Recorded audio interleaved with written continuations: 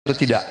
Karena banyak sekali kebocoran-kebocoran dalam alokasi dana yang diturunkan sampai ke tingkat kabupaten dan sebagainya. Ini menyangkut memang masalah mental dan budaya banyak pejabat-pejabat kita. Jadi kita harus koreksi diri, kita harus audit, dan di mana masalah sistemik yang kurang baik harus kita perbaiki. Kita harus berani memperbaiki sistem yang kurang baik. Terima kasih. Masih ada waktu Bapak. Selanjutnya kami berikan kesempatan kepada calon presiden nomor urut 3 Bapak Ganjar Pranowo untuk menanggapi atas jawaban yang disampaikan oleh Bapak Anies Baswedan. Waktu Bapak 1 menit dimulai saat Bapak berbicara. Kalau pendidikan mau maju maka fasilitas mesti diberikan. Negara harus hadir dan makin inklusi. Nah, ketika kita bicara pada pendidiknya atau gurunya, saya mau bercerita pengalaman saja.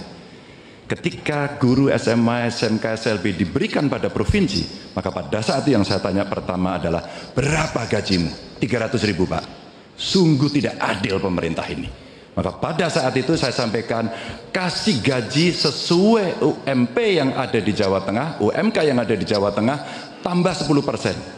Baru kemudian kita dorong proses sertifikasi dan peningkatan kapasitas. Kami punya aplikasi namanya Bolpen. Ini bimbingan teknis online dan pendampingan untuk memberikan bantuan kepada guru memanfaatkan teknologi untuk memberikan pengajaran yang bermutu. Maka ketika praktek baik ini bisa kita lakukan, maka guru akan bisa bekerja dengan baik dan dia mesti dibebaskan dari persoalan administrasi yang menjerat.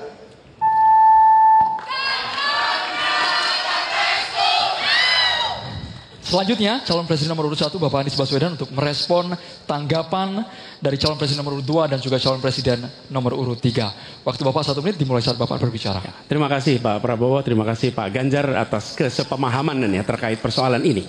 Dan memang kita harus melihat pengeluaran di bidang pendidikan jangan dipandang sebagai cost, sebagai biaya, tapi pandanglah sebagai investasi. Karena itu negara jangan pelit kalau bicara tentang investasi di bidang pendidikan. Dan jangan pelit kalau sama guru. Jangan pernah kita memberikan yang seminim mungkin untuk guru. Berikan yang adil sehingga mereka bisa konsentrasi. Dan kami cerita sedikit yang kita kerjakan di Jakarta. PAUD, guru-guru PAUD mendapatkan hibah di Jakarta. Kemudian guru-guru agama kita berikan bantuan.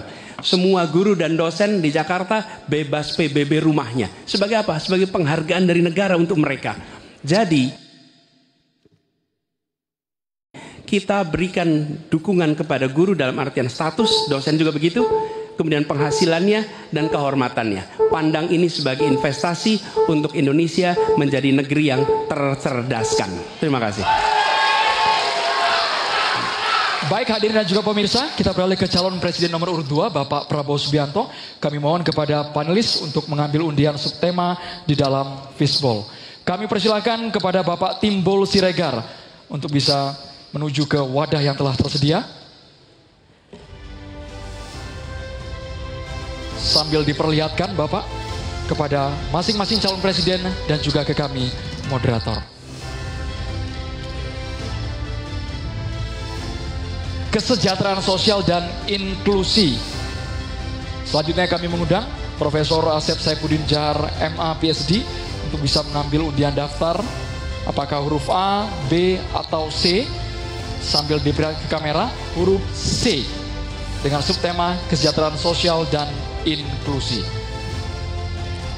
Ya, ini soalnya kesejahteraan sosial dan inklusi masih tersegel, Pak. Kita akan segera buka. Pertanyaan hanya akan dibacakan 1 kali. Mohon disimak dengan baik. Negara beradab adalah negara yang memenuhi hak kelompok rentan, termasuk penyandang disabilitas. Pasal 5 Undang-Undang Penyandang Disabilitas diantaranya mengatur tentang pemberian konsesi dan penyediaan data belum terpenuhi. Pertanyaannya, apa komitmen paslon dalam pemberian konsesi dan penyediaan data penyandang disabilitas?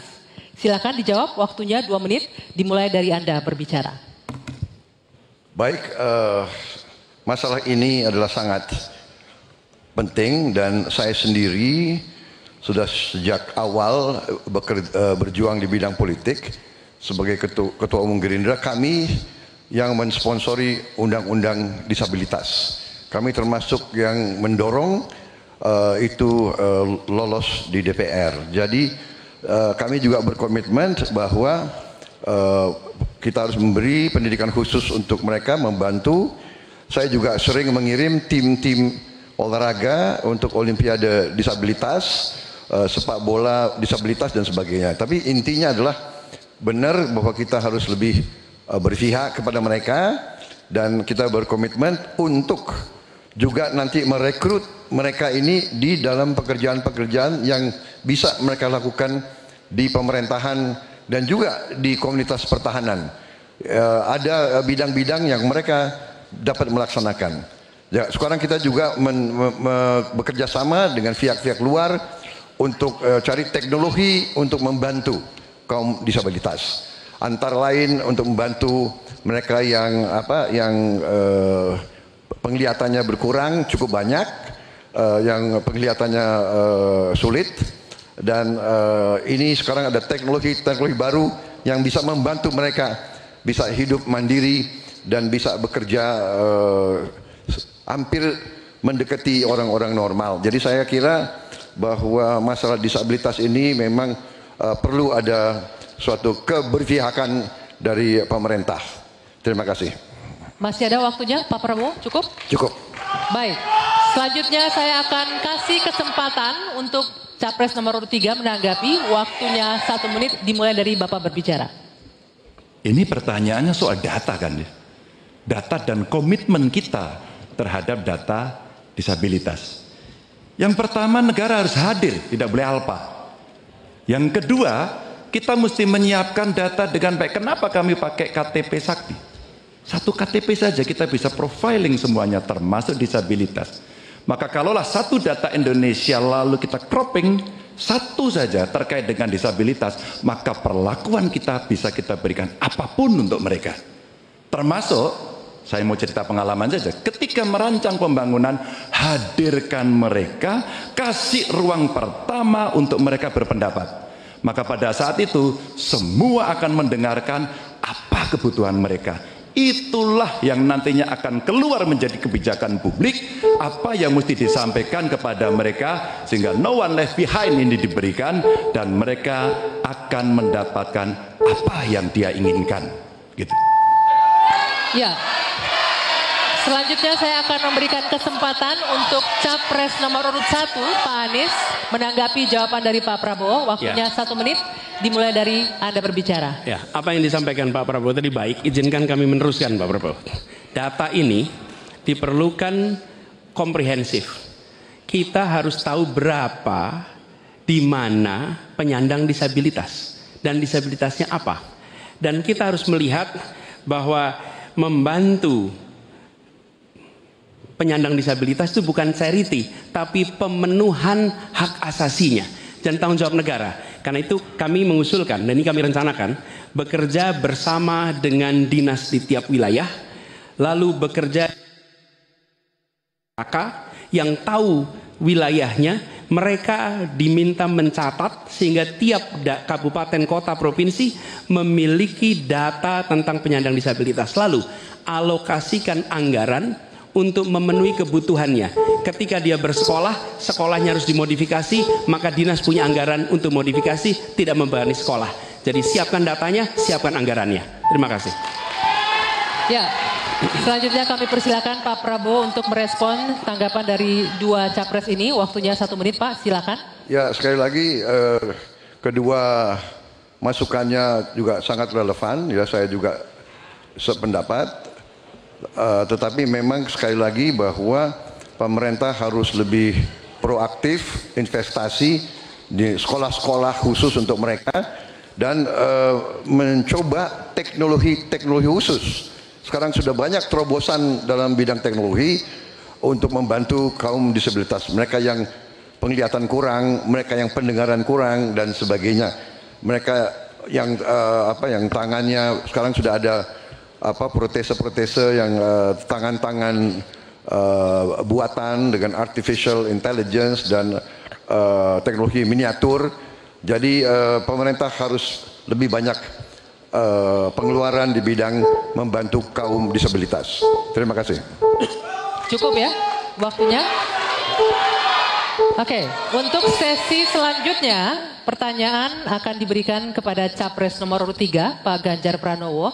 Sebelumnya saya akan mengundang salah satu panelis, Bapak Tukiman Taruna Sayoga, PhD, untuk mengambil subtema dan tolong diperlihatkan kepada para capres serta ke moderator.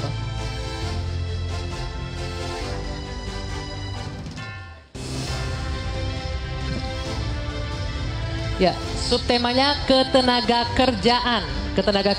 Dan selanjutnya saya mengundang Prof. Vina Andriani, Med PhD, untuk mengambil undian daftar pertanyaan dari Fishbowl. Silakan ditunjukkan huruf B. Silakan Andro. Berikut ini dengan subtema ketenagakerjaan, posisi amplop masih tersegel. Sekali kami ingatkan bahwa kami hanya akan membacakan pertanyaan selama 1 kali. Mohon para calon presiden untuk menyimak dengan seksama. Pertanyaan ini ditujukan untuk calon presiden nomor urut 3, Bapak Ganjar Pranowo, dengan subtema ketenagakerjaan. Pekerja migran Indonesia tersebar di banyak negara. Di sana mereka banyak mengalami masalah, mulai dari masalah hukum, pelecehan, hingga kesehatan mental. Pertanyaannya, bagaimana strategi paslon menjamin keselamatan dan kesejahteraan pekerja migran Indonesia? Waktu Bapak berbicara, silakan. Terima kasih. Kembali negara hadir dengan segala perangkatnya. Ada duta besar di sana. BP2MI ada juga. Kementerian Tenaga Kerja ada. Pemerintah daerah ada. Kami mau bercerita pengalaman. Karena kemarin kami komunikasi dengan pekerja migran kita yang di Hong Kong. Kita live bersama dan mereka menuntut apa yang menjadi pertanyaan ini. Pak Ganjar, apa pelindungan yang diberikan kepada kami? Inilah panic button, inilah nomor telepon, dan kalian kalau ada masalah telepon ke situ. Kalau tidak, maka ini akan kita tarik di pemerintah tertinggi agar kita bisa mengintervensi. Kenapa ini menjadi penting? Masalah-masalah yang mereka berangkat, legalitasnya mesti beres. Mulai mereka berangkat, kita sudah harus tahu skillnya apa. Mulai mereka berangkat, apa yang ada dalam kontrak kerja. Kita pastikan semuanya. Dari kementerian yang ada, lembaga yang ada, itulah kontrol dilakukan. Kenapa saya bicara sampai mesti ada tempat melapor, duta besar yang aktif, agar kita bisa melindungi segenap bangsa Indonesia dan seluruh tumpah darah. Warganya dimanapun mesti dilindungi. Dan dari sinilah pengalaman kami pernah membebaskan beberapa pekerja yang bermasalah, baik di Arab Saudi, di Sudan, terus kemudian di Kamboja, yang mereka terindikasi TPPO. Maka ketika kemudian melihat seperti ini, tindakan tegas adalah dari pemimpin tertinggi. Pengalaman saya jadi gubernur. Maka yang saya telepon adalah Menlu, yang saya telepon adalah duta besar, dan bagaimana kita beraksi agar kita bisa menyelesaikan persoalan itu. Komitmen ini tidak terlalu sulit. Ketika data benar, instrumen benar, melakukan dengan cara yang benar, maka seluruh persoalan akan cepat diselesaikan. Waktunya habis, Bapak. Sekarang kami berikan kesempatan kepada calon presiden nomor 1, Bapak Anies Baswedan, untuk langsung menanggapi. Terima kasih, Pak dengan Ganjar. waktu 1 menit. Meneruskan apa yang tadi disampaikan. Saya berjumpa dengan para pekerja migran di Malaysia, ngobrol dengan mereka permasalahannya. Datang ke desa pekerja migran di Wonosobo, pasti Pak Ganjar juga tahu. Apa yang saya temukan? Memiliki kewenangan di pemerintahan tidak berarti memiliki pengetahuan tentang permasalahan. Yang dimiliki kewenangan, pengetahuan siapa yang tahu? Justru aktivis-aktivis pekerja migran. Jadi kami melihat harus dilibatkan para aktivis pekerja migran, mereka yang tahu lubang-lubang masalah di dalam melindungi pekerja migran. Kita memang betul, kita ingin melindungi sejak pra keberangkatan sampai mereka berada di sana. Tapi di tengah itu banyak sekali lika-liku yang ketika kita berada di birokrasi, banyak yang tidak diketahui. Karena itu kami melihat, libatkan mereka, lalu negara kolaborasi. Kewenangan dimiliki negara, pengetahuan dimiliki oleh para aktivis itu, kita eksekusi, melindungi dan memastikan mereka bisa hidup bekerja dengan tenang di sana. Waktunya habis. Selanjutnya kami berikan kesempatan kepada Bapak Prabowo Subianto, calon presiden nomor urut 2, untuk menanggapi atas jawaban yang disampaikan oleh Bapak Ganjar Pranowo. Waktu Bapak 1 menit dimulai saat Bapak berbicara. Saya kok ya harus mengakui juga bahwa saya banyak sependapat dengan dua. Berarti apa ya, keberpihakan kita kepada kaum pekerja di luar negeri itu sebenarnya sama. Semua benar. Tetapi menurut saya ada berapa kedutaan kita di beberapa negara kewalahan, masalahnya terlalu banyak. Jadi benar yang disampaikan Pak Anies, aktivis-aktivis ini sangat membantu untuk mengikuti dan membantu pekerja migran kita di mana-mana. Saya pernah pengalaman, saya pernah diberitahu oleh seorang aktivis, seorang perempuan, tentang seorang pekerja perempuan di Malaysia yang 2 minggu lagi mau digantung. Kalau tidak ada berita dari aktivis perempuan ini, kita tidak bisa bantu dan intervensi. Jadi benar, peran aktivis-aktivis sangat penting di bidang pembelaan hak-hak pekerja kita di luar negeri. Mereka adalah pahlawan-pahlawan. Terima kasih. Waktunya habis. Mohon tenang hadirin sekalian. Kami persilakan kepada calon presiden nomor urut 3, Bapak Ganjar Pranowo, untuk merespon tanggapan dari Capres nomor urut 1 dan juga Capres nomor urut 2. Terima kasih atas masukannya. Karena udah banyak setuju ya baik-baik saja. Tapi kita mesti memberangkatkan mereka dalam kapasitas secara legalitas dan keterampilan yang baik. Yang berikutnya lagi tentu saja, kalau sudah kasus, namanya kasus, semua bisa terlibat. Gunakan teknologi informasi, gunakan medsos, maka kenapa kemudian dalam pengalaman kami, seluruh kepala dinas Anda harus punya medsos. Disitulah orang sebenarnya bisa menyampaikan secara cepat. Maka ketika itu masuk dalam dashboard kami, dalam lapor GUP umpama pada saat itu, kita merespon dengan sangat cepat karena kita tahu persoalan yang mereka hadapi. Menggunakan banyak pintu-pintu untuk melaporkan ini adalah bagian cara menangani kasus yang paling tepat. Tapi mencegah itu jauh lebih baik dengan sekali lagi legalitas, keterampilan, kontrak, dan memberdayakan seluruh aparatur termasuk pemangku kepentingan dan aktivis kalau Mas Anies tadi sampaikan. Saya kira itu cara yang cukup komprehensif untuk merespon persoalan PMI. Waktunya habis Bapak. Oke. Sekarang boleh saya kasih waktu untuk berikan tepuk tangan bagi ketiga calon presiden. Silakan. Ya. Baik, dan juga kami mempersilakan Capres untuk kembali duduk ke tempat masing-masing. Ya, Bro.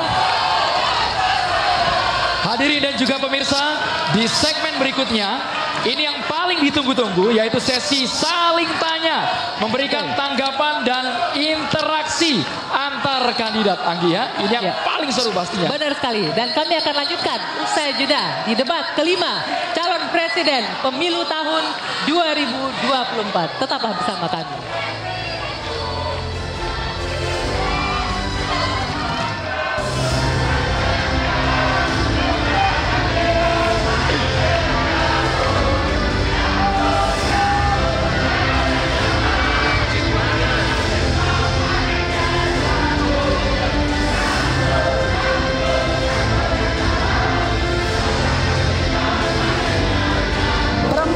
Memiliki hak dan peran yang sama dengan laki-laki untuk memilih dan dipilih dalam pemilu tahun 2024. Representasi perempuan di lembaga politik bangsa akan menentukan kebijakan bangsa Indonesia di masa depan. Ayo, kita jadi perempuan cerdas. Jangan sia-siakan hak pilih kita dalam pemilu tahun 2024.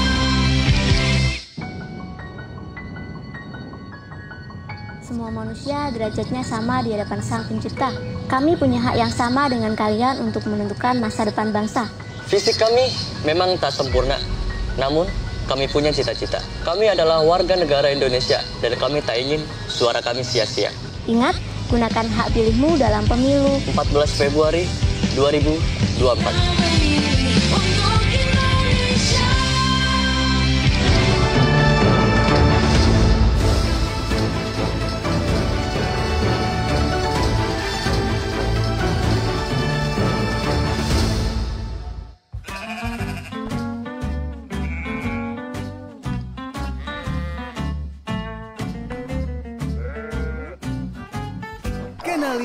Luar Dalam.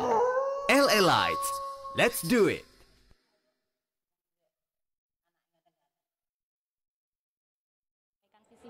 Kemudian di segmen kedua dan juga segmen ketiga, ini para paslon sudah memberikan jawaban terkait dengan pertanyaan yang disampaikan oleh panelis, tentunya terkait dengan tema yang dibahas pada malam hari ini, yakni terkait dengan pendidikan, kesehatan, hingga tentang teknologi dan juga informasi. Dan memang kalau di dalam, di ruang debat venue ini kondisinya semakin malam nampaknya semakin panas ya, tapi kondisi di luar venue atau di tempat saya melaporkan saat ini kondisinya masih kondusif atau masih aman begitu ya.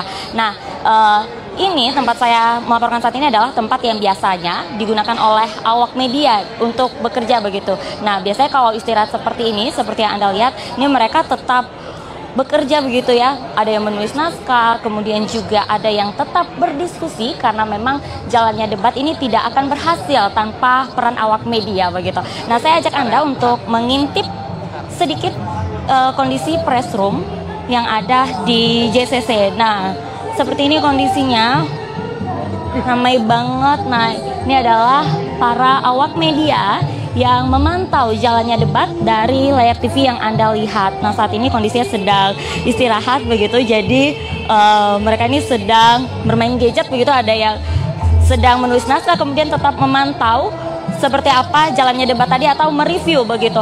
Nah, saya ingin ajak Anda untuk berbincang-bincang sedikit kali ya dengan sejumlah para awak media yang saat ini tengah beristirahat. Kayaknya kita ganggu sedikit, boleh kali ya?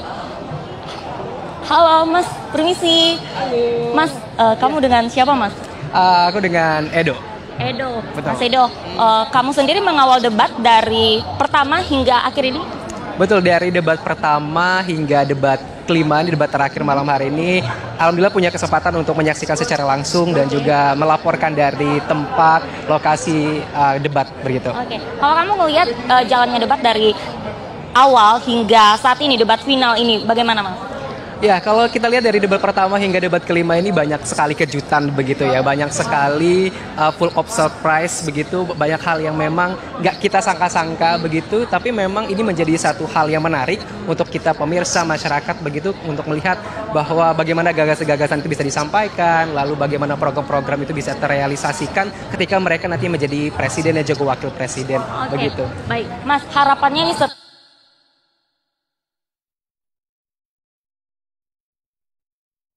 saya sebagai masyarakat begitu berharap ini bukan hanya sekedar tebar janji, tebar gagasan, tebar program, tapi harapannya dari debat ini kita bisa memastikan bahwa pemimpin kita benar-benar bisa menjalankan strategis, program-program strategis mereka ke depannya, membangun Indonesia yang lebih baik ke depannya, dan harapan kita memiliki pemimpin yang memiliki pemikiran maju ke depannya untuk bangsa kita sih.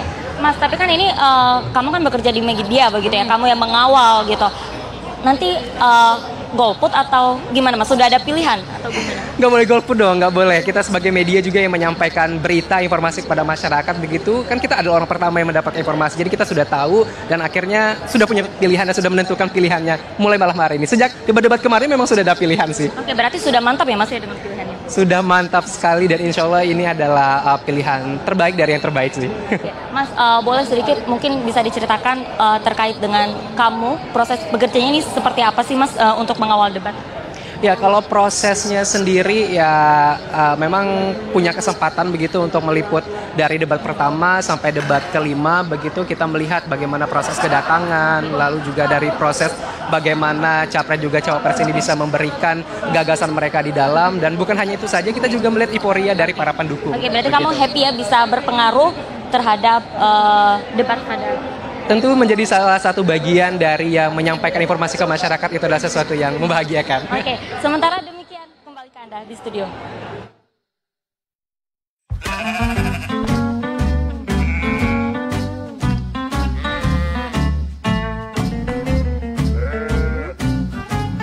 Kenali Luar Dalam. LA Lights. Let's do it.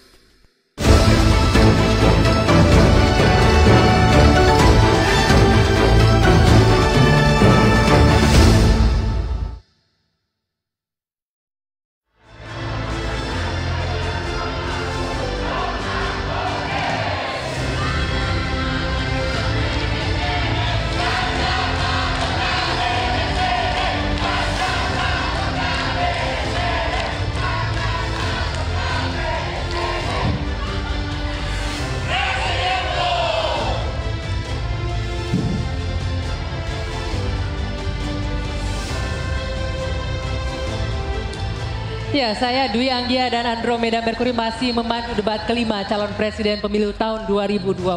Andro, ini sesi adalah yang paling ditunggu-tunggu, Andro. Karena ini adalah sesi tanya jawab antar capres dan saling menanggapi serta saling berinteraksi. Ini yang paling seru, Dwi Anggia. Kami juga terima kasih kepada para pendukung yang sudah memberikan apresiasi, yang mau bekerja sama menaati tata tertib yang sudah kita sepakati bersama, Anggi. Betul. Kita langsung saja undang kembali calon presiden untuk naik ke atas podium, ke atas panggung, menuju ke podium masing-masing.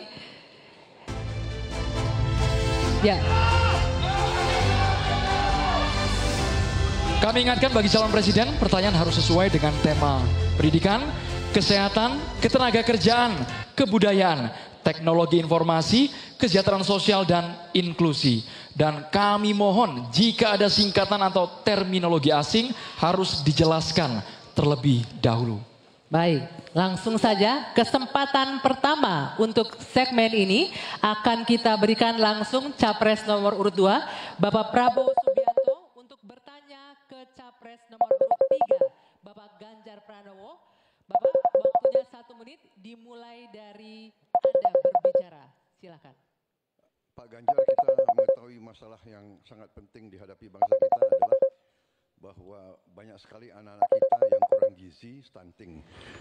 Saya ingin bertanya, apakah Bapak setuju dengan gagasan saya untuk memberi makan bergizi untuk seluruh anak-anak Indonesia untuk mengatasi masalah stunting dan menghilangkan kemiskinan ekstrim dan juga mengurangi angka kematian ibu-ibu pada saat melahirkan. Terima kasih. Masih ada waktunya? Cukup? Cukup, baik. Silakan Pak Ganjar untuk menanggapi pertanyaan dari Pak Prabowo. Waktunya 2 menit, dimulai dari Bapak berbicara. Kalau ngasih makannya kepada anak-anak untuk mencegah stunting, saya sama sekali tidak setuju, Bapak. Karena Bapak terlambat, Pak. Stunting itu ditangani sejak bayi dalam kandungan, Pak. Ibunya yang dikasih gizi. Kalau kemudian gizinya baik, mereka lakukan cek rutin, ya, maka akan ketahuan bahwa dia, ibunya sehat, anaknya pertumbuhannya dilihat. Kalau Bapak ngasih gizi kepada ibu hamil, itu baru setuju Pak saya, Pak. Nah, nanti setelah itu dia akan lahir, ibunya selamat karena diperiksa. Tadi Bapak sampaikan udah bagus Pak tadi pertama Pak. AKB akan turun, kemudian indeks kita akan bagus, anaknya akan tumbuh. Kalau sudah lahir dan tumbuh, mungkin bukan stunting Pak itu gizi buruk. Kalau gizi buruk Bapak mau memperbaiki boleh. Jadi jangan sampai confuse antara stunting dan pemberian makan Pak. Jadi makannya jangan banyak-banyak, nanti kekenyangan. Jangan sampai nanti terjadi obesitas. Ini lebih bahaya lagi nanti. Itu kira-kira yang bisa dilakukan. Jadi mengatasi stunting sejak ibu hamil, bahkan bisa dicegah pada saat anak-anak kita mau menikah, Pak.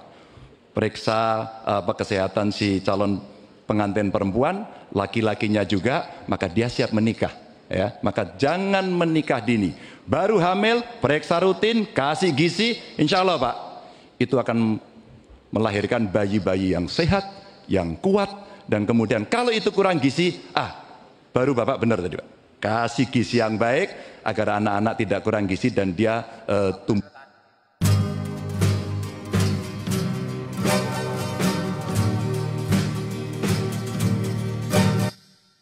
Kita beri bantuan gizi ibu yang sedang hamil karena dia mengandung 9 bulan. Tapi memang stunting itu karena kurang gizi, Pak Ganjar.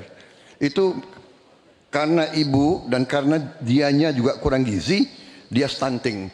Dan itu terjadi di seluruh bagian dari Indonesia. Yang saya ketemukan anak-anak umur 10 tahun badannya seperti anak umur 4 tahun. Jadi kita harus intervensi, kita harus kasih bantuan makan, dan juga ini mengurangi kemiskinan karena banyak sekali rakyat kita yang penghasilannya hanya 1 juta rupiah sebulan.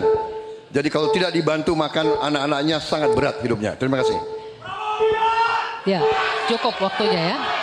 Baik, selanjutnya kami persilakan Pak Ganjar untuk menanggapi jawaban dari paslon nomor 2. Waktunya 1 menit, silakan dari sekarang.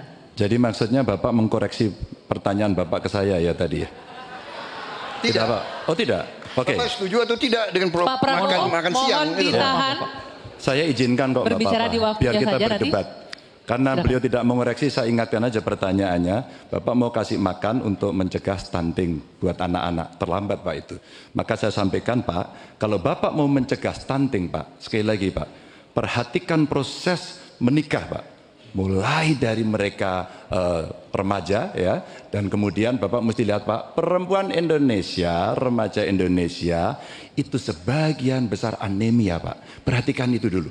Kalau itu sudah, maka dia menikah, perhatikan usianya.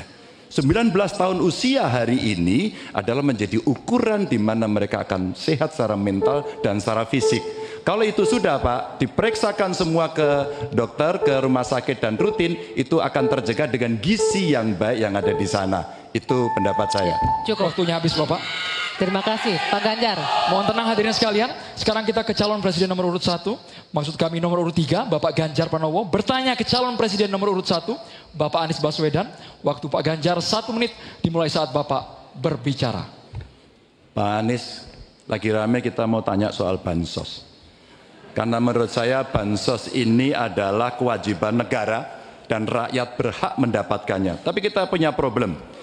Karena banyak klaim yang diberikan seolah-olah ini bantuan orang per orang atau kelompok. Padahal kita masih punya. Ada data yang tidak valid, ada cara penyampaian yang tidak benar, ada protes yang kemudian tidak terverifikasi atau terrespon dengan baik. Ini yang menjadi pertanyaan saya kepada Pak Anies adalah, menurut Pak Anies kira-kira, bagaimana tata kelola bansos agar 1 tidak saling klaim, 2 bisa tepat sasaran, 3 tidak menimbulkan kecemburuan-kecemburuan, sehingga inilah satu harapan yang betul-betul bisa diterima oleh rakyat. Silakan. Masih ada waktu Bapak? Cukup. Kami persilakan calon presiden nomor urut 1, Bapak Anies Baswedan, menjawab pertanyaan yang disampaikan oleh calon presiden nomor urut 3, Bapak Ganjar Pranowo. Waktu Bapak Anies 2 menit dimulai saat Bapak berbicara. Ya, terima kasih Pak Ganjar. Pertama, kita harus menyadari bahwa yang disebut sebagai bansos adalah bantuan untuk si penerima, bukan bantuan untuk si pemberi. Karenanya, dia diberikan sesuai dengan kebutuhan si penerima. Kalau penerimanya membutuhkan bulan ini, ya diberi bulan ini. Kalau dibutuhkannya 3 bulan lagi, ya 3 bulan lagi. Tidak usah dirapel semuanya. Oke? Dijadikan sebagai sesuai kebutuhan. Yang nomor 1 menikmati, yang itulah yang disebut sebagai bansos tanpa pamrih. Kemudian yang kedua, pemberian bansos ini harus tepat sasaran. Artinya diberikan melalui pendataan yang baik, informasi data itu harus akurat, dan mekanisme pemberiannya melalui jalur birokrasi, bukan dibagikan di pinggir jalan, tapi dibagikan langsung di lokasi menggunakan jalur birokrasi. Kemudian yang ketiga, yang tidak kalah penting, ketika kita berbicara tentang bansos ini, harus bansos itu bisa dipastikan mereka yang miskin, prasejahtera itu termasuk di dalamnya. Jangan sampai mereka terlewatkan. Karena itu kami menyusun ini sebagai bagian dari perubahan adalah bansos plus, angkanya ditingkatkan. Yang belum masuk masih miskin dimasukkan dan diberikan bekal pelatihan, pendampingan supaya mereka pelan-pelan bisa mandiri dan hidup lebih sejahtera. Jadi kami melihat ketika sampai kepada bansos, bansos ini adalah atas nama negara. Ketika saya bertugas di Jakarta, semua paket bansos di kerdusnya diberikan label dibiayai APBD DKI Jakarta, bukan dari gubernur, dari uang rakyat lewat APBD DKI Jakarta. Jelas posisinya. Selanjutnya kami mohon kepada calon presiden nomor 3, Bapak Ganjar Pranowo, menanggapi jawaban calon presiden nomor 1, Bapak Anies Baswedan. Waktu Bapak 1 menit dimulai saat Bapak berbicara. Terima kasih. Ya kali ini pasti setuju dong. Karena proses logic thinkingnya adalah datanya diperbaiki. Ini yang pernah kita lakukan, dan ketika kawan-kawan KD sudah bersusah payah diberikan ke atas, balik lagi pada data yang sama.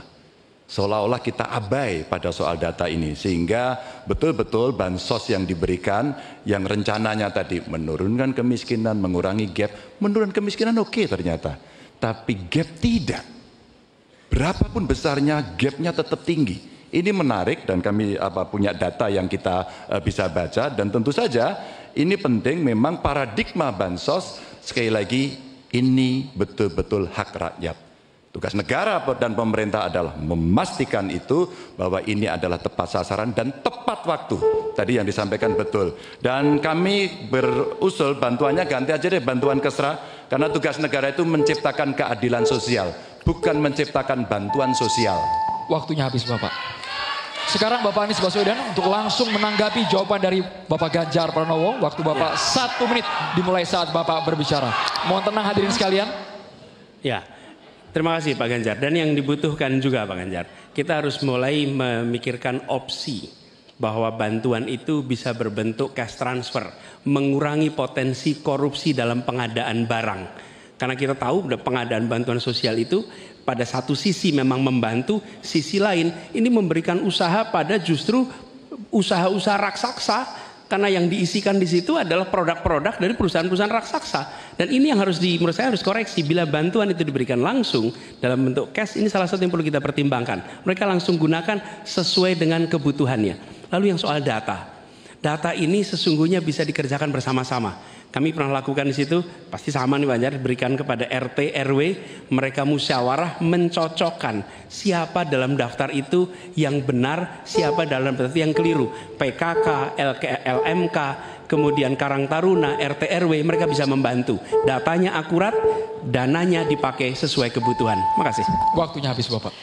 Ya, untuk sesi selanjutnya kita berikan kesempatan Capres nomor urut 1 untuk bertanya ke Capres nomor urut 2. Kami persilakan Pak Anies untuk bertanya kepada Pak Prabowo. Waktunya 1 menit dimulai dari Anda berbicara. Silakan Pak Anies. Baik, Pak Prabowo yang saya hormati, gagasan yang Bapak bawa dan Bapak gaungkan adalah keberlanjutan. Pertanyaannya kemudian, apakah yang sekarang kurang dari pemerintah hari ini akan dilanjutkan? Asumsi saya tidak. Yang kurang tentu tidak dilanjutkan. Karena itu pertanyaan yang perlu dijawab adalah terkait dengan persoalan perempuan. Bagi kami persoalan perempuan ini sangat penting. Dan karena tadi tidak ditanyakan di dalam dialog tadi, maka saya merasa perlu untuk mengangkat tema ini untuk memberikan kepada kita yang nantinya berada di puncak kepemimpinan nasional, memberikan perhatian yang serius pada persoalan perempuan. Ini persoalan yang mendasar. Pertanyaannya Pak, bisakah Bapak jelaskan apa yang kurang dalam pemberdayaan dan perlindungan perempuan sekarang dan bagaimana mengubahnya? Terima kasih Pak. Ya, cukup waktunya. Silakan dijawab Pak Prabowo. Waktu Anda 2 menit untuk menjawab. Dimulai dari Bapak berbicara.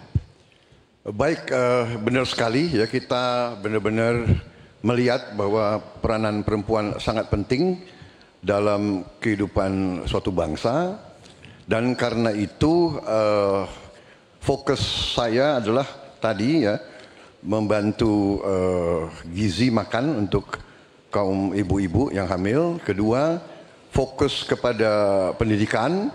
Saya ingin membangun sekolah-sekolah unggul terpadu di tiap kabupaten, di mana kaum perempuan harus diberi suatu kesempatan yang sama dengan kaum laki-laki, dan ini sudah saya rintis di Universitas Pertahanan, di program-program S1 yang kita buka di 10 prodi di bidang Science, Teknologi, Engineering, Mathematics.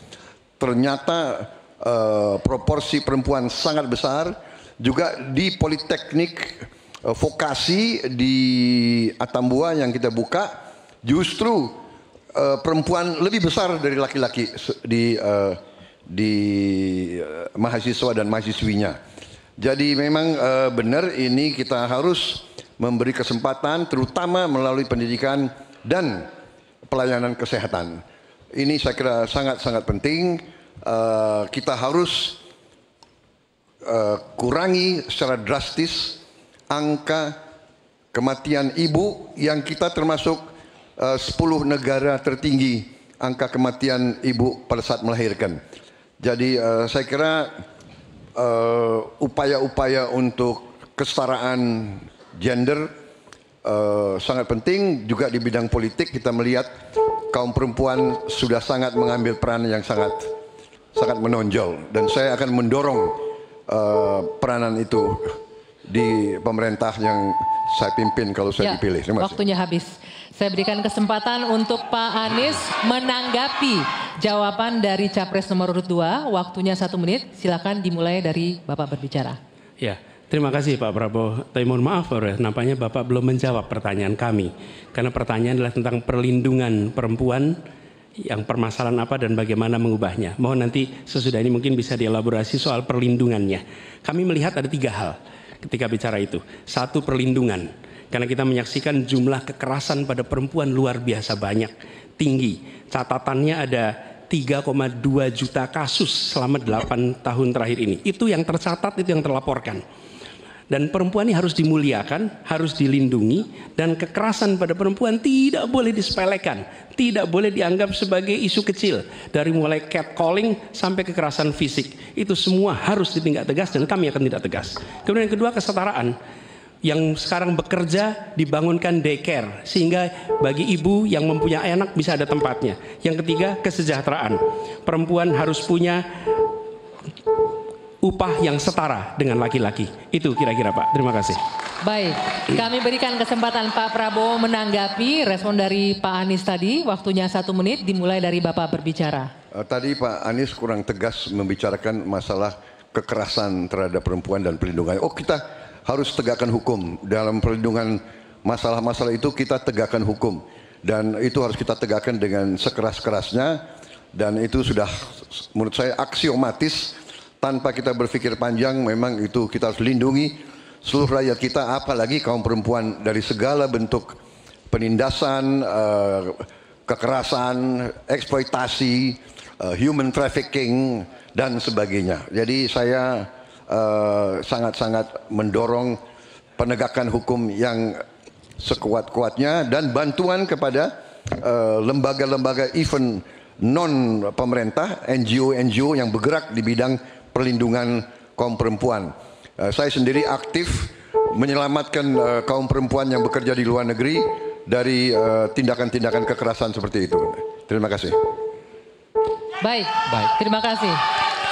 Hadirin sekalian, sekarang waktunya Bapak Ibu di sini untuk memberikan apresiasi kepada para calon presiden yang telah memasuki sesi tanya jawab dan saling menanggapi. Kami persilakan Bapak Ibu untuk memberikan apresiasi setinggi-tingginya kepada para calon presiden. Sesi tanya jawab antara calon presiden Anggi masih terus berlanjut. Betul sekali. Lagi ya. Ya, kita akan lanjutkan usai jeda. Tetaplah di debat kelima calon presiden pemilu tahun 2024.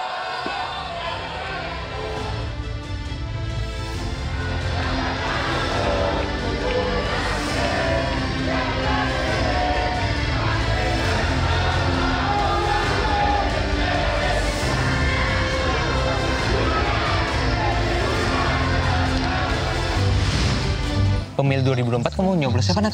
Nggak tahu deh, aku nyoblos apa enggak ya? Emang suaraku ada pengaruh gitu? Suara pemilih pemula kayak kita itu berpengaruh loh. Nah makanya kamu jangan sampai golput. Kita harus berprestasi dalam pemilu 2024. Generasi Z ini menentukan masa depan bangsa. Anak muda membangun bangsa. Memilih gak keren.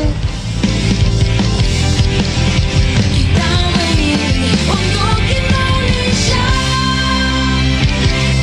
Ya, sekarang kan Bapak udah jadi pensiunan. Sesuai dengan PKPU atau Peraturan Komisi Pemilihan Umum Nomor 7 Tahun 2022 menyatakan bahwa setiap pensiunan anggota polisi dan prajurit TNI atau yang sudah mengundurkan diri sehingga statusnya menjadi sipil bisa ikut serta dalam pemilu nanti. Nah, jangan lupa gunakan hak pilih Bapak nanti ya. Itu pasti, Bu.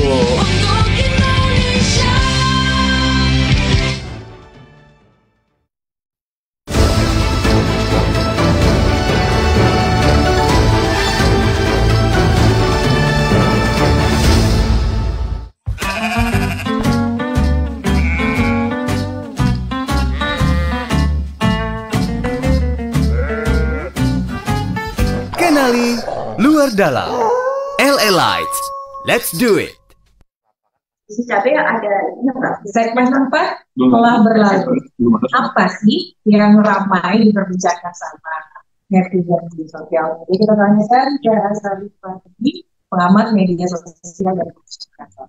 Ya, kalau kita lihat segmen 4 ini memang agak sedikit ramai ya. Setelah sebelumnya di segmen-segmen sebelumnya itu netizen merasa kok kurang dikit ya gitu ya, kurang seru, kurang ramai, terlalu datar gitu ya. Nah, pada kurang itu bisa terlihat juga dari sentimen, misalnya proporsi yang ada ini sentimen positifnya agak masih di angka 34% dibanding debat-debat sebelumnya. Biasanya itu agak kontras. Ini menunjukkan bahwa memang netizen melihat debat-debat sebelumnya agak datar, tapi kalau kita lihat di segmen sebelumnya tadi di segmen 4 ini kita melihat bahwa Ganjar memainkan perannya cerdik ya, dengan taktik di mana kadang-kala Ganjar menempatkan dirinya sebagai gelandang, memberikan umpan bola gitu ya. Tapi kadang-kala juga menjadi striker yang menyerang gitu ya.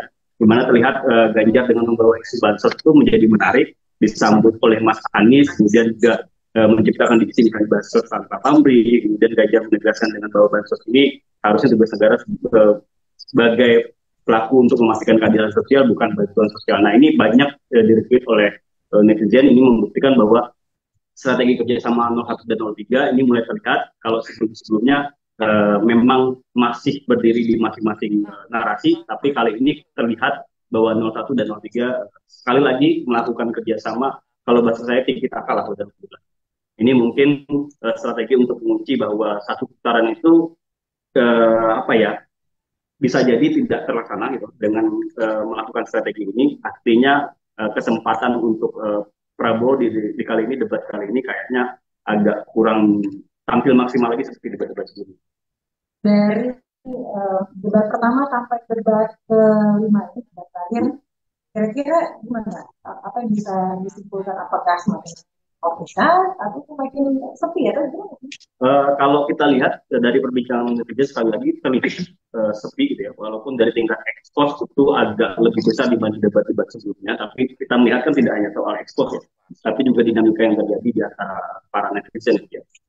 Terlihat memang belum panas seperti debat-debat sebelumnya. Tadi sekali lagi saya tegaskan bahwa sepertinya netizen masih tadi membingkai debat kali ini seperti bukan debat tapi kerja kelompok, saling setuju, kemudian saling memberi kesepahaman dibanding saling kemudian berdebat soal adu gagasan. Nah, ini mungkin memang karena ini debat terakhir, debat pembuka, kalau balapan itu tikungan terakhir gitu ya, dimana saling jaga biar nggak tergelincir. Artinya yang diharapkan kan jangan sampai karena debat kelima saling serang, saling ini, tapi menimbulkan efek yang negatif bagi suara masing-masing capres. Ini yang mungkin yang dijaga betul oleh para capres-capres, walaupun tadi di segmen keempat kita melihat 01 dan 03 sepertinya, sekali lagi saya bilang kayaknya kita akan untuk melakukan serangan. Aku tanyanya kira-kira sejauh sampai segmen kelima ini, siapa kira-kira yang paling banyak dilirik oleh netizen? Oke, kalau secara ekspos kita melihat di Twitter ya, memang Mas Anies seperti debat-debat sebelumnya masih leading dengan 116.968 tweets. Kemudian disusul oleh Pak Prabowo dengan 43.200 tweet. Kemudian Mas Ganjar dengan 40.815 tweet. Tapi kalau kita lihat dari sentimen proporsinya, itu memang strategi 01 dan 03 yang bekerjasama itu sama-sama mendapatkan kisaran sentimen positif di angka 40%. Ini yang bisa disimpulkan? Ya, ini secara ekspos Mas Anies menang, gitu ya. Tapi kita lagi melihat bahwa yang paling penting di media sosial adalah dinamikanya, bukan banyaknya tweet, gitu ya. Kita saksikan di segmen terakhir.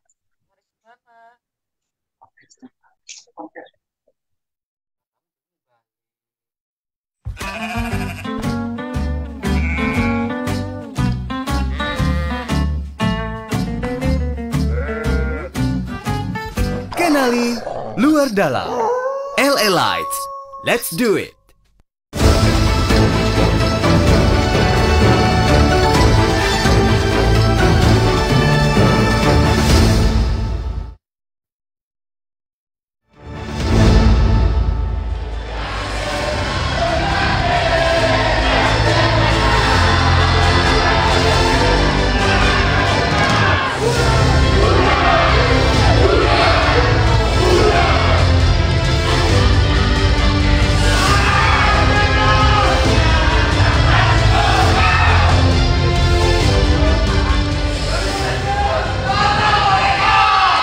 Ya pemirsa, Anda kembali menyaksikan debat kelima calon presiden pemilu tahun 2024. Dan kita masih akan melanjutkan sesi tanya jawab antar calon presiden. Tentu saja masih sesuai dengan subtema malam hari ini, pendidikan, kesehatan, ketenagakerjaan, kebudayaan, teknologi informasi, kesejahteraan sosial, dan inklusi.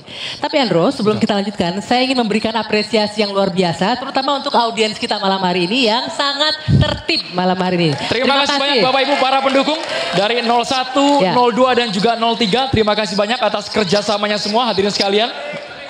Oke. Kita juga akan melanjutkan sesi tanya jawab dan sekali lagi mengingatkan capres untuk menghindari ataupun kalau menggunakan terminologi dan singkatan dielaborasi terlebih dahulu ya. Kami kembali mengundang para calon presiden untuk menuju ke podium.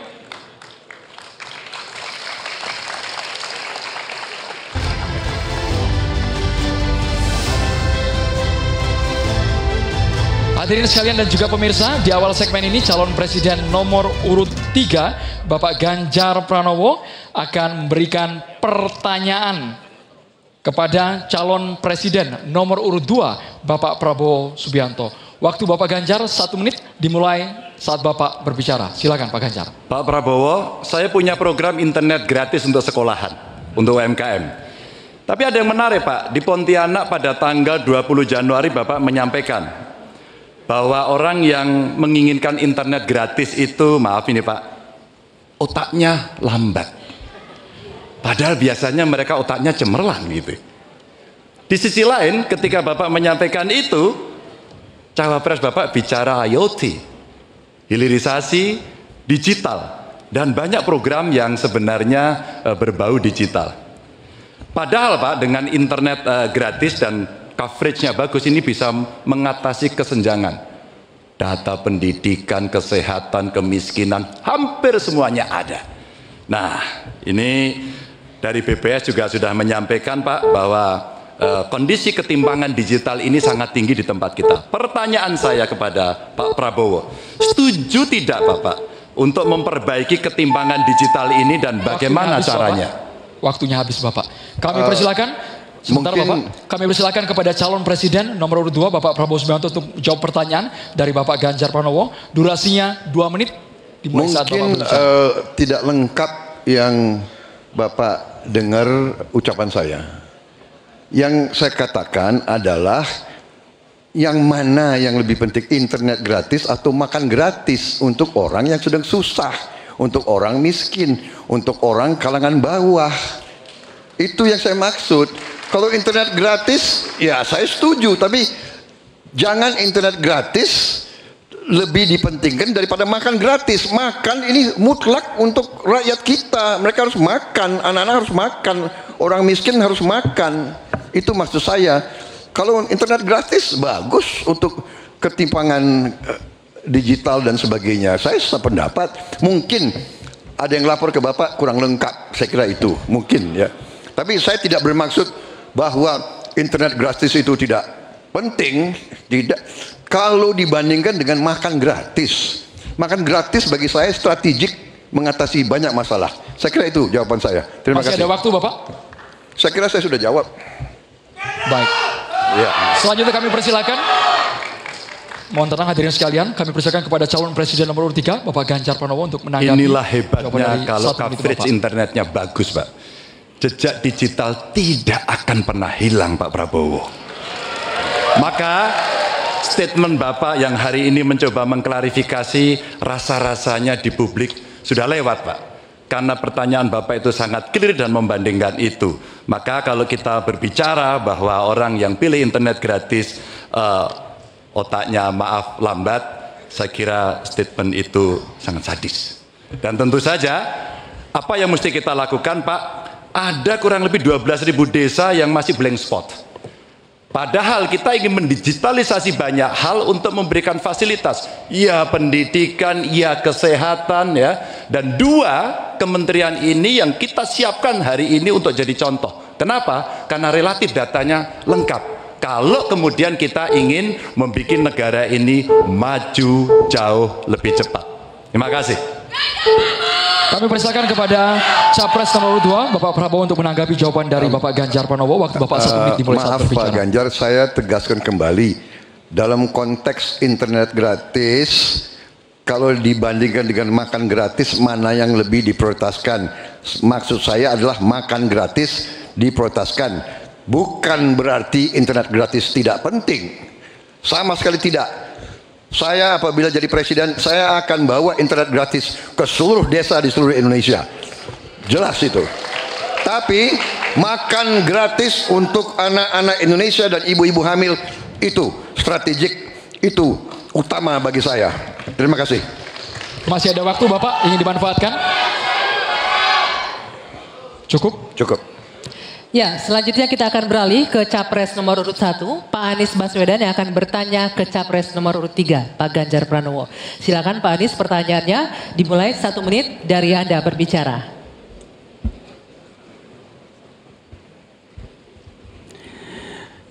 Pak Ganjar, ini pertanyaan saya terkait UKT yang mahal itu. Kampus memang seharusnya merdeka dan memerdekakan. Dan kampus merdeka itu baik, tapi bukan berarti merdeka untuk menaikkan ongkos. Bukan berarti menggunakan segala cara untuk bisa mendapatkan dana dari mahasiswanya. Nah, belakangan kita mendengar fenomena ini. Ada yang kesulitan membayar UKT sampai harus malah dianjurkan untuk menyelesaikan lewat pinjol. Nah, bagaimana pendapat dan pandangan Pak Ganjar melihat problem pendidikan tinggi di Indonesia ini? Silakan Pak Ganjar. Ya, silakan waktunya 2 menit Pak Ganjar untuk jawab. Terima kasih Pak Anies. Yang pertama, hentikan liberalisasi pendidikan. Hentikan hari ini. Berikanlah kepada para mahasiswa kita proporsi yang benar. Kenapa Ganjar Mahfud punya program 1 keluarga miskin 1 sarjana agar mereka tidak direpotkan pada persoalan ini. Dan Pak Anies tadi betul, ikhtiar para mahasiswa hari ini agar dia tetap bisa sekolah adalah ngutang. Dan pinjol ternyata menjadi problem, dan saya sepakat, kami diskusi beberapa waktu lalu dengan para mahasiswa di Jogja, ini menjadi cerita utama. Pak Ganjar, apa kemudian yang bisa kita dapatkan ketika kemudian kita harus memacu diri agar nasib kami jauh lebih baik? Karena kami tidak bisa mendapatkan akses yang mudah di situ. Saya ingin mengangkat kembali sebenarnya. Dulu, era senior-senior saya, senior-senior kita saya kira, termasuk kakak saya sendiri, dia punya KMI kalau tidak salah waktu itu, Kredit Mahasiswa Indonesia. Dan kalau tidak salah kakak saya sampai hari ini ijazahnya tidak pernah diambil juga.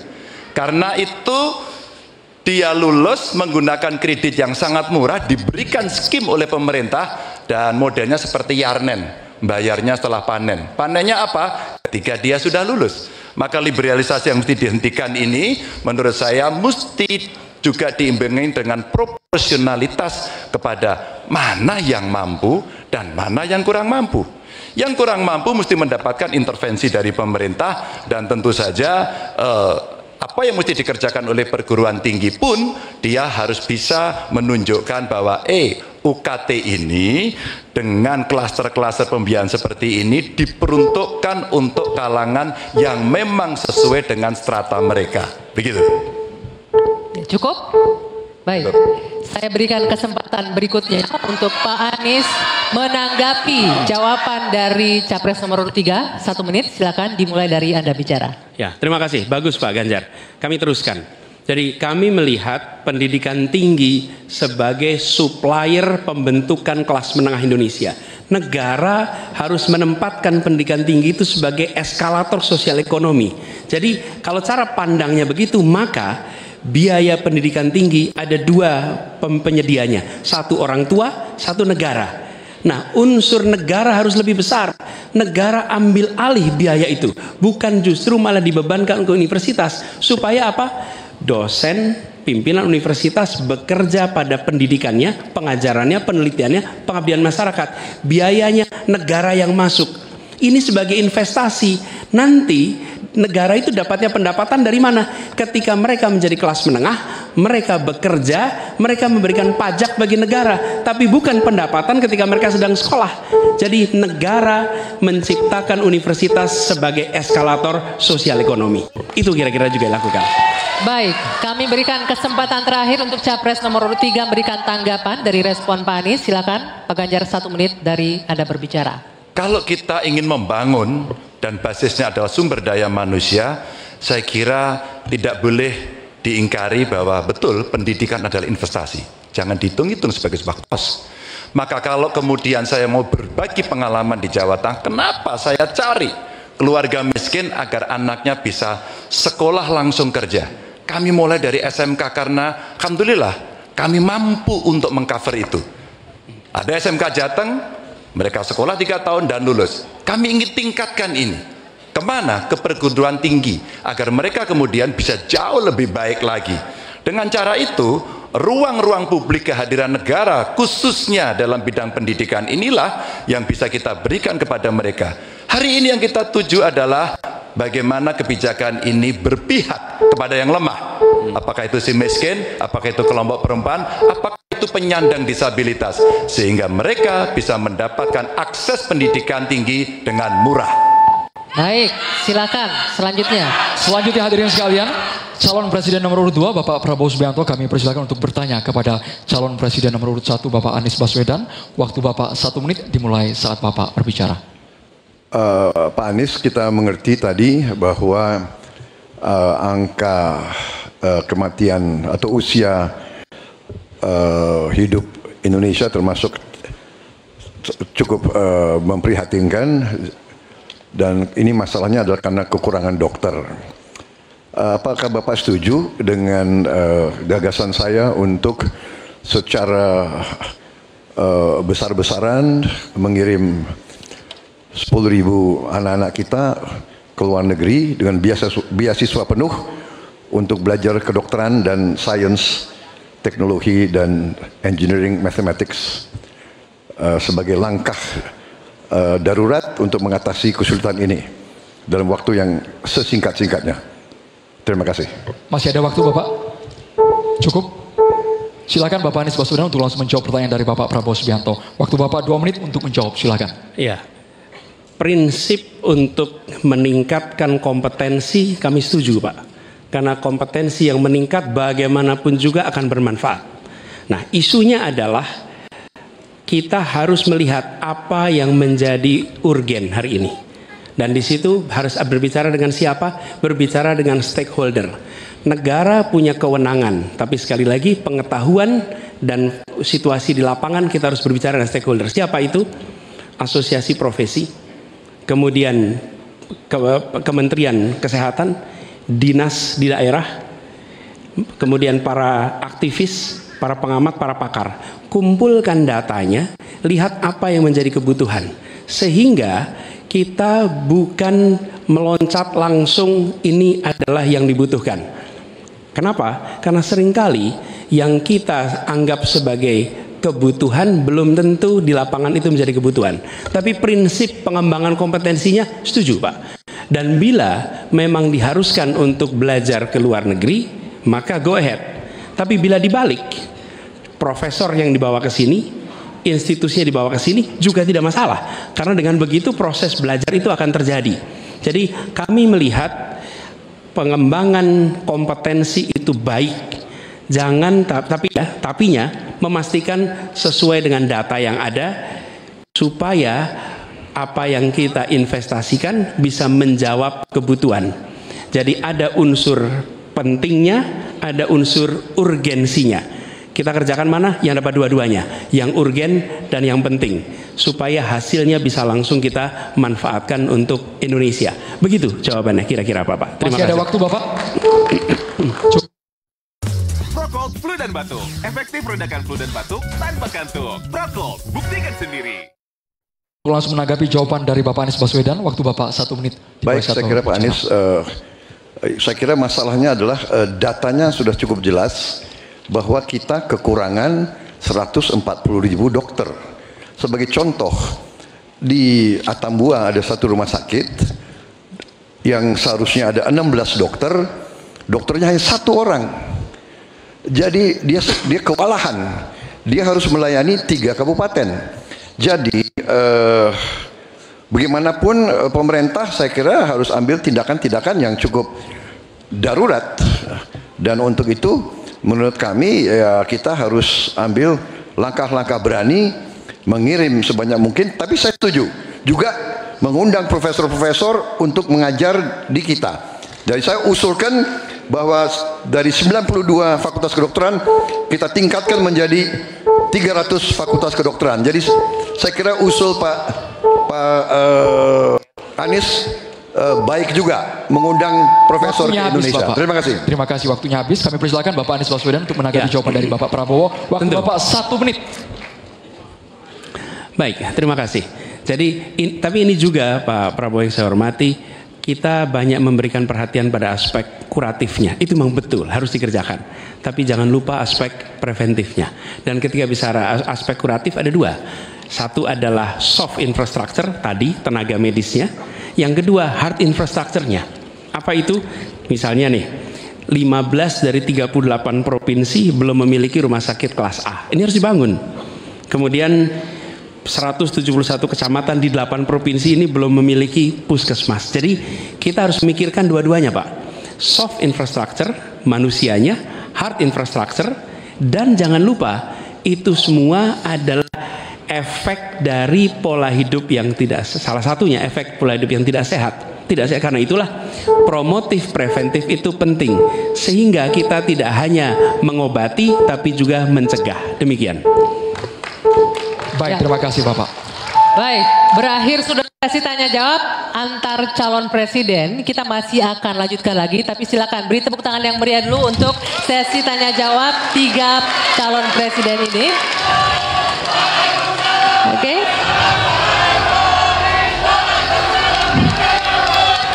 Ya, baik.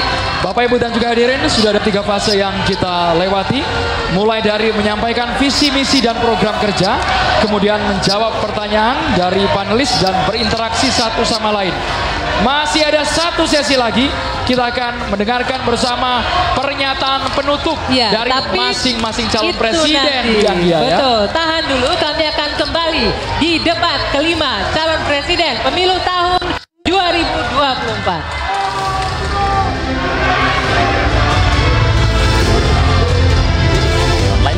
Belum. Itu gimana sih caranya? Pencarian di pojok kanan bawah setelah mengisi NIK atau nomor paspor. Kalau misalnya nama kamu belum terdaftar juga di Cek DPT Online, kamu bisa mencoblos dengan datang ke TPS yang sesuai dengan KTP kamu dengan membawa KTP elektronik atau surat keterangan dari Dukcapil. Tapi ingat ya, waktu cuma 1 jam terakhir sebelum TPS itu ditutup. Pastikan nama kalian sudah terdaftar di pemilu 2024. Mari kita sukseskan pemilu 2024 dengan datang ke TPS pada tanggal 14 Februari 2024. Mari kita berpartisipasi, jangan golput, gunakan hak suara kita dalam pemilu 2024. Nyoblos dong. Jangan golput. Jangan golput ya. Jangan pilih kamu, jangan golput ya. Jangan golput, gunakan hak pilih Anda.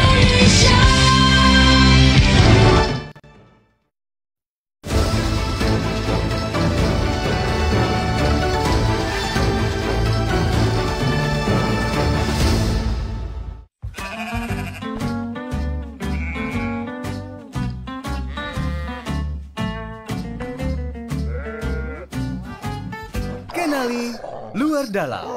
LA Lights. Let's do it.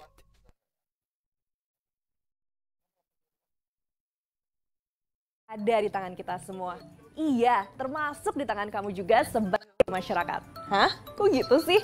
Jadi gini, untuk menjamin pemilu bisa berjalan lancar, tentu dibutuhkan pengawalan dan pengawasan di setiap tahapannya.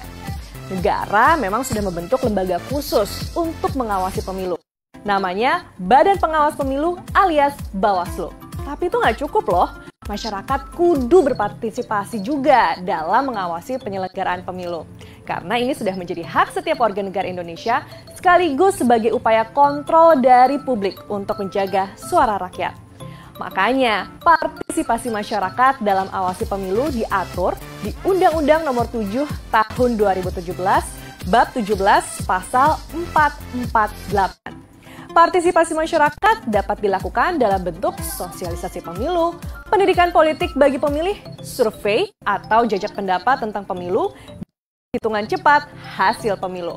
Tapi yang perlu dipastikan, jangan melakukan hal yang menguntungkan atau merugikan peserta pemilu, tidak mengganggu proses penyelenggaraan pemilu, melainkan mendorong terwujudnya suasana yang kondusif, aman, damai, tertib, dan lancar.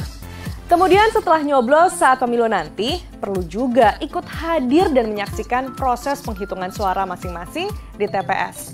Bukan hanya nontonin penghitungan suara ya, tapi sekaligus aktif mengawasinya. Kalau dirasa ada yang janggal, jangan ragu melaporkannya.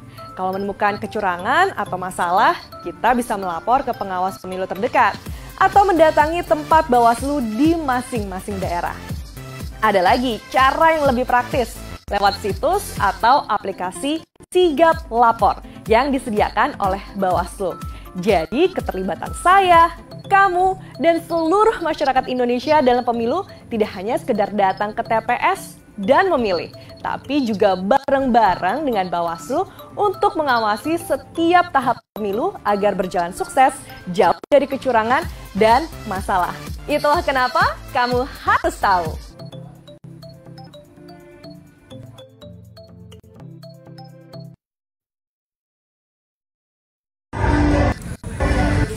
Kita sudah saksikan bersama bagaimana jalannya segmen 5 di mana masing-masing paslon ini saling bertanya kepada paslon lainnya, dan kita sudah bisa melihat dan sudah mendengarkan bersama bagaimana gagasan dan juga apa yang dipaparkan oleh masing-masing paslon. Nah, yang saat ini Anda saksikan di layar Anda adalah bagaimana situasi di venue debat ketika iklan atau jeda iklan begitu ya. Nampaknya memang ramai gitu, namun tetap hangat antara masing-masing paslon dan juga para pendukungnya. Kemudian kalau kita lihat di sini juga kehadiran sejumlah tokoh-tokoh yang juga hadir menyaksikan debat kelima Capres Cawapres 2024 ini. Dan kalau kita lihat memang di sini para pendukung dan juga tamu VVIP yang datang ini nampaknya pada saat iklan cukup kooperatif begitu ya, tetap memberikan dukungan, kemudian sembari bercerita dengan tokoh-tokoh lainnya. Kalau kita lihat itu juga ada Dr. Terawan yang juga hadir. Nampaknya ini hadir mendampingi paslon nomor urut 2 Prabowo Gibran, menggunakan baju berwarna biru. Ini adalah situasi di venue ketika jeda iklan debat. Kita akan saksikan bersama segmen 6.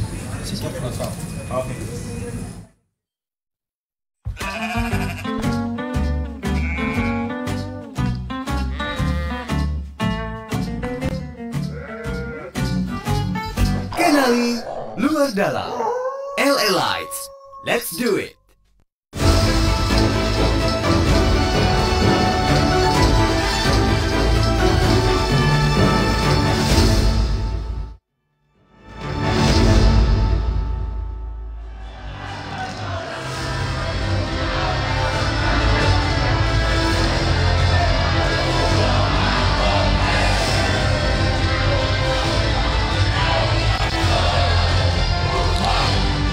Pemirsa, Anda kembali bersama kami di debat kelima calon presiden pemilu tahun 2024.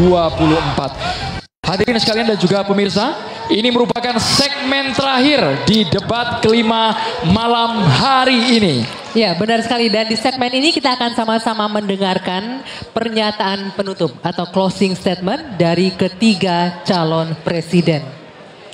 Untuk itu kami mengundang bukan hanya pasangan calon presiden tetapi juga calon wakil presiden untuk sama-sama menuju ke podium. Kami mohon kepada calon presiden dan juga calon wakil presiden untuk sama-sama menuju ke atas panggung. Kita akan dengarkan bersama pernyataan penutup akan disampaikan hanya calon presiden yang akan menyampaikan pernyataan penutup. Ya, baik. Mohon tenang sebentar ya. Sebentar lagi. Oke, kesempatan pertama kami akan berikan pernyataan penutup yang akan disampaikan oleh Capres nomor urut 1, Bapak Anies Rashid Baswedan. Waktunya 4 menit, dimulai dari Anda berbicara. Silakan.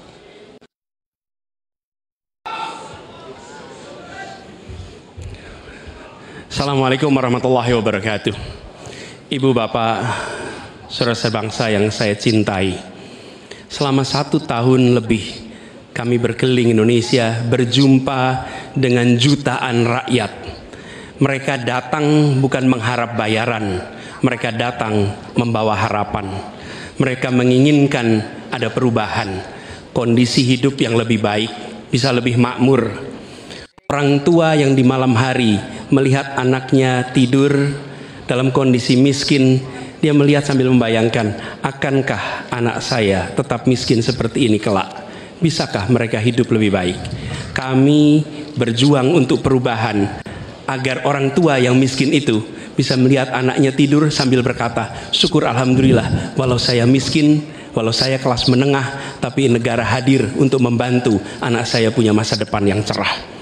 Perjalanan ini perjalanan spiritual bagi kami. Setiap jabat tangan, setiap pelukan membawa pesan. Pesan yang mereka sampaikan sebagai titip. Kami ingin Indonesia yang lebih baik.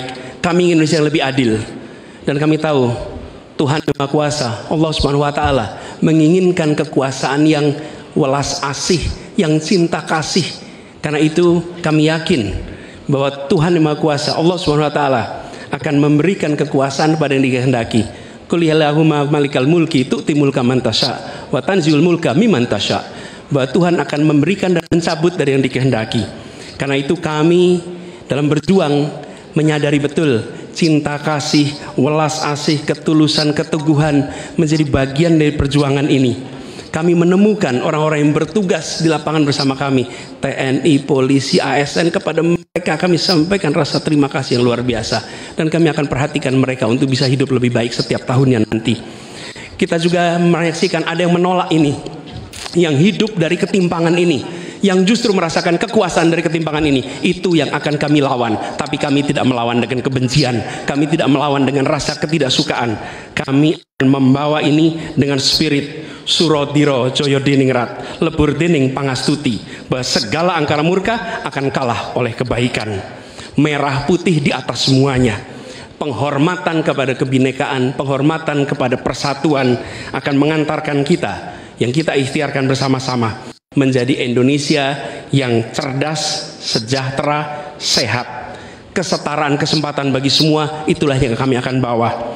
Setara bagi siapa? Laki perempuan, kaya miskin, kota desa, mereka yang berpendidikan umum, madrasah, pesantren, agama apapun, suku apapun.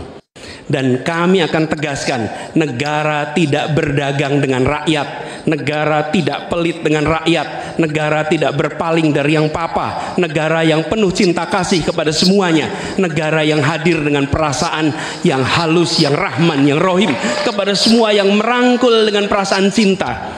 Sebagai orang tua bagi anak-anaknya, sebagai abah bagi anak-anaknya semua, yang mencintai semua dengan sepenuh hati, memperhatikan yang paling bawah untuk meningkat kesejahteraannya. Agar apa? Yang di tengah terangkat.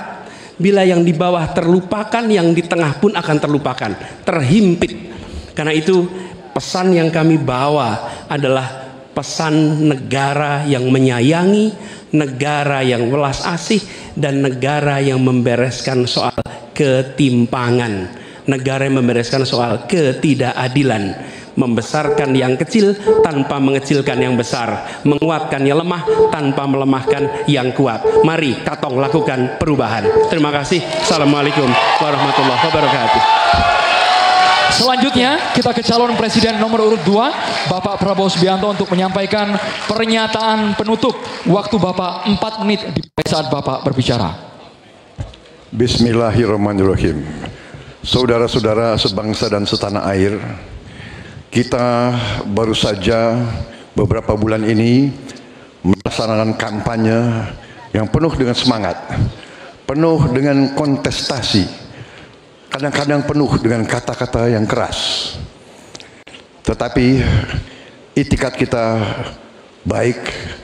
Saya kira tiga paslon semuanya ingin yang terbaik untuk rakyat Indonesia. Karena itu, saya atas nama Prabowo Gibran dan atas nama Koalisi Indonesia Maju minta maaf kepada paslon 1, Pak Anies, Pak Muhaimin, dan paslon 3, Pak Ganjar dan Pak Mahfud, seandainya dalam kampanye ini ada kata-kata kami atau perbuatan kami yang kurang berkenan, kami mohon maaf yang sebesar-besarnya.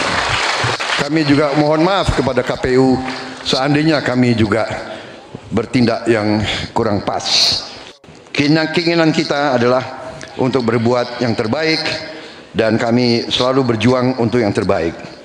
Saudara-saudara sekalian, yang penting kita harus membangun dan menegakkan kerukunan, persatuan, kekeluargaan di antara semua unsur dan semua kalangan bangsa Indonesia, terutama adalah kerukunan di antara pemimpin-pemimpin Indonesia. Saya tetap menganggap Mas Anies, Mas Muhaimin, Pak Ganjar, Profesor Mahfud adalah saudara-saudara saya sendiri. Kita berjuang untuk bangsa Indonesia, kita berjuang karena cinta kita kepada rakyat Indonesia. Saudara-saudara sekalian, manakala Prabowo Gibran dan Koalisi Indonesia Maju atas izin Tuhan Yang Maha Besar, Tuhan Yang Maha Esa, menerima mandat dari rakyat, kita akan jadi pemimpin nasional untuk seluruh rakyat Indonesia. Saya akan jadi presiden untuk seluruh rakyat Indonesia, termasuk yang tidak memilih saya dan termasuk yang tidak percaya sama saya. Saya akan berjuang untuk seluruh rakyat Indonesia. Kami berjuang, bertekad menghilangkan kemiskinan dari Indonesia. Kami bertekad menghilangkan kelaparan dan kurang gizi bagi rakyat Indonesia. Kami bertekad mengurangi angka kematian ibu-ibu yang sedang melahirkan. Kami berjuang untuk menghilangkan korupsi dari bumi Indonesia. Kami berjuang untuk perdamaian bagi rakyat Indonesia dan bagi bangsa Indonesia. Kami berterima kasih kepada semua pemimpin-pemimpin Indonesia, semua presiden Indonesia, Bung Karno, Pak Harto, Pak Habibie, Gus Dur, Ibu Megawati, Pak SBY, dan Pak Joko Widodo. Mereka adalah putra-putri terbaik bangsa Indonesia. Kami terima kasih kepada mereka telah menjaga republik kita. Sekarang kita menikmati, tidak terlibat dalam pertikaian dengan bangsa-bangsa lain. Kita sekarang fokus, musuh kita adalah kemiskinan, musuh kita adalah kelaparan, musuh kita adalah kesulitan rakyat, harus kita atasi. Kita membangun Indonesia kuat, adil, makmur, aman untuk semua, adil untuk semua, makmur untuk semua. Wassalamualaikum warahmatullahi wabarakatuh.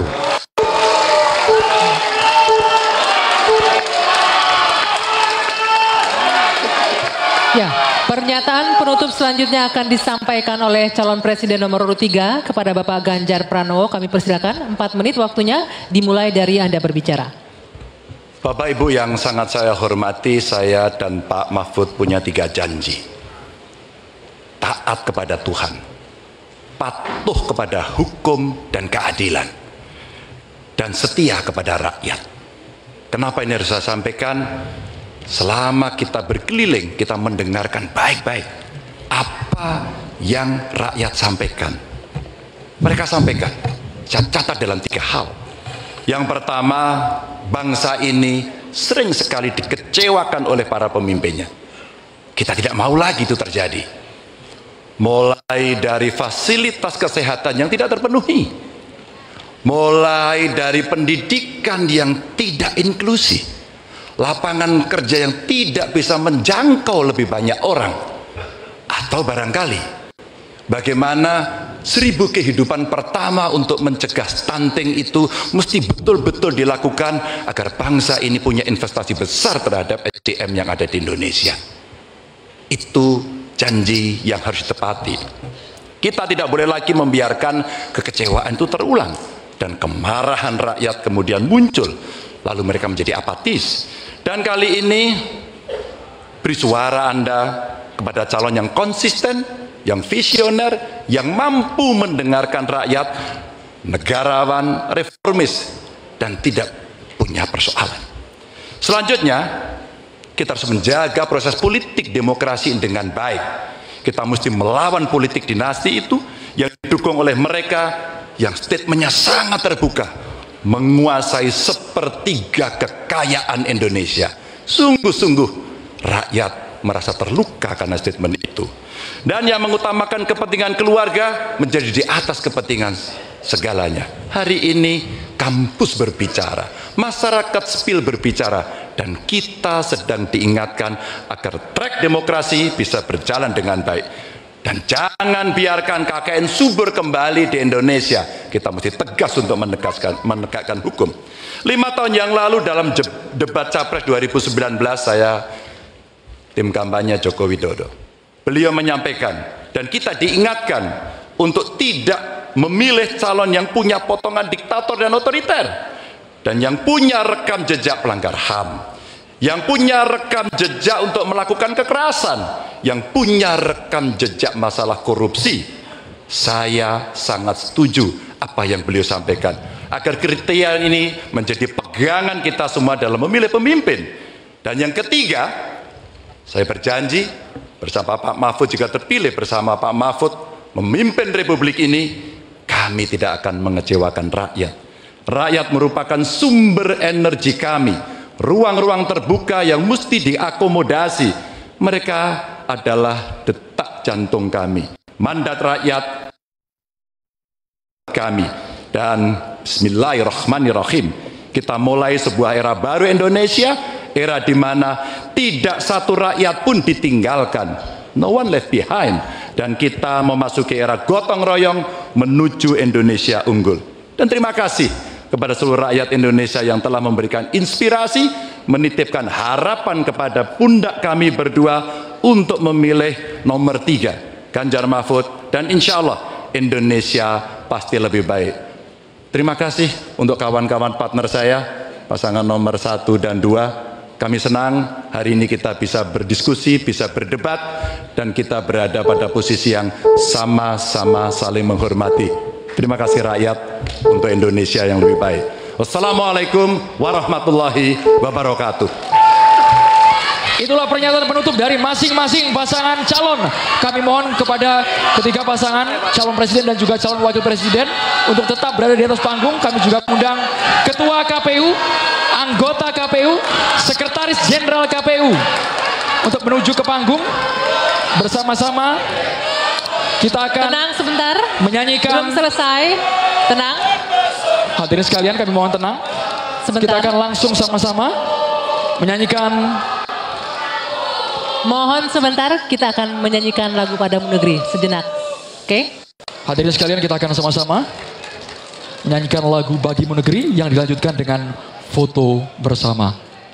Ini luar biasa ya Andro ya. Debat berlangsung dengan sangat tertib. Seluruh visi, misi dan program kerja harapannya terelaborasi dengan baik malam hari ini. Baik, Bapak-bapak sekalian, Bapak Ibu, kami persilakan, kita akan menyanyikan lagu Padamu Negeri yang kemudian akan dilanjutkan dengan foto bersama. Lagu Bagimu Negeri. Kami mohon.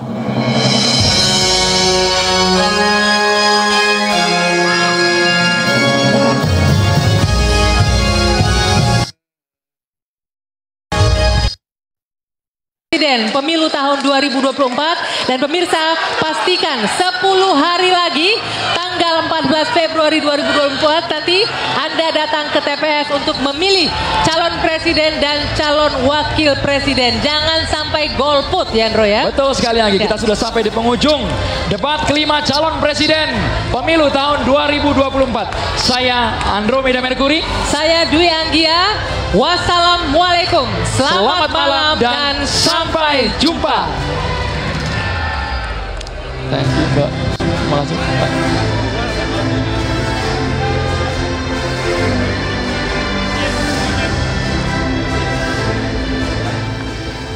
Ya, 6 segmen sudah dilalui para Capres-Cawapres 2024. Tentunya 120 menit tadi sudah dimanfaatkan oleh ketiga calon presiden untuk mengutarakan ide juga gagasan terkait dengan kesejahteraan sosial, pembangunan sumber daya manusia, dan juga inklusi dengan subtema pendidikan, kesehatan, ketenagakerjaan, kebudayaan, teknologi informasi, serta kesejahteraan sosial dan inklusi. Tidak terasa ya, Mbak Tika, 2 jam sudah dilalui oleh para capres, dan tentunya yang akan menjadi pertanyaan saya pertama adalah bagaimana netizen menanggapi debat kelima atau debat final Capres-Cawapres pada malam hari ini. Ya, kita bisa lihat dari data tadi bahwa ternyata dari kelima debat, pada debat kali ini tuh secara jumlah postingan itu netizen paling besar dibandingkan dengan